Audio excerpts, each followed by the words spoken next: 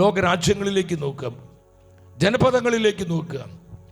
ശക്തമായ വിധത്തിൽ ആത്മാവിൻ്റെ പകർച്ച കാണാൻ പറ്റും. മിഡിൽ ഈസ്റ്റ് പ്രദേശങ്ങളിൽ, മധ്യപൂർവേഷ്യയുടെ ഭാഗങ്ങളിൽ, പല രാജ്യങ്ങളിലും ക്രൈസ്തവ രാജ്യങ്ങളല്ല ഇന്നത്. അപ്രകാരമുള്ള രാജ്യങ്ങളിൽ ശക്തമായ ആത്മപകർച്ച വെളിപ്പെടുന്നു. 10,000 കൂട്ടം കൂട്ടമായി മാനസാന്തരപ്പെട്ട് കർത്താവായ യേശുവിനെ ഏക കർത്താവായി സ്വീകരിക്കുമാറ് പരിശുദ്ധാത്മാവിന്റെ പ്രവർത്തനങ്ങൾ ആ ജനതയിൽ വെളിപ്പെട്ടുകൊണ്ടിരിക്കുന്നു. ഞാനൊരു അടുത്ത കുറച്ച് നാൾ മുമ്പ് ഒരു ദേശത്തേക്ക് പോയി. ഞാൻ സ്ഥലം പറയുന്നില്ല. അവിടെ ഒരു യാദാസിലെ മുസ്ലിം കുടുംബത്തിൽ ജനിച്ചൊരു പെൺകുട്ടി. ഇന്ന് അവൾക്ക് 19 വയസ്സ് പ്രായമുണ്ട്. അവളെന്നോട് പങ്കുവെച്ചു, ഞാൻ നാളുകളായി ചിന്തിക്കുകയായിരുന്നു, ഏക സത്യദൈവം ആരാണ് സത്യദൈവം.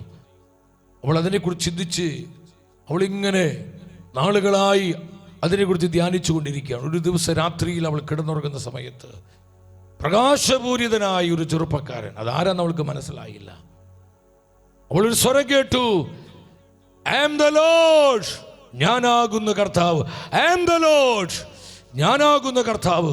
അവൾക്ക് മനസ്സിലായി സത്യദൈവം കർത്താവായ യേശുവാണ്.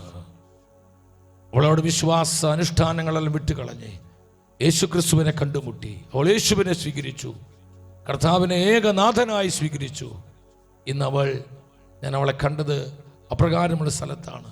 അവൾ സമർപ്പിത ജീവിതത്തിലേക്ക് പ്രവേശിക്കാൻ അവൾ ഇന്ന് ഒരുങ്ങിക്കൊണ്ടിരിക്കുക. കർത്താവിൻ്റെ സമർപ്പിത ആത്മാവായി ജീവിക്കാൻ ആ ടീനേജ്, ആ പെൺകുട്ടി തൻ്റെ കൗമാരത്തെ അവൾ ക്രിസ്തുവിനായി സമർപ്പിച്ചിരിക്കുന്നു.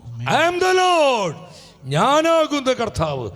സഹോദരങ്ങളെ, പല രാജ്യങ്ങളിലും മിഷൻ പ്രവർത്തനങ്ങൾ ചെയ്യാൻ പറ്റില്ല, ഇവാഞ്ചലൈസേഷൻ ചെയ്യാൻ പറ്റില്ല. അവിടെ അനേകം വിലക്കുകളുണ്ട്, പല നിയമങ്ങളുണ്ട്. അതുകൊണ്ട് കർത്താവ് ഡയറക്റ്റായിട്ട് പ്രവർത്തിച്ചുകൊണ്ടിരിക്കും. പരിശുദ്ധാത്മാവ് ഡയറക്റ്റായി തൻ്റെ ജനത്തിൽ പ്രവർത്തിച്ചു കൊണ്ടിരിക്കുന്നു.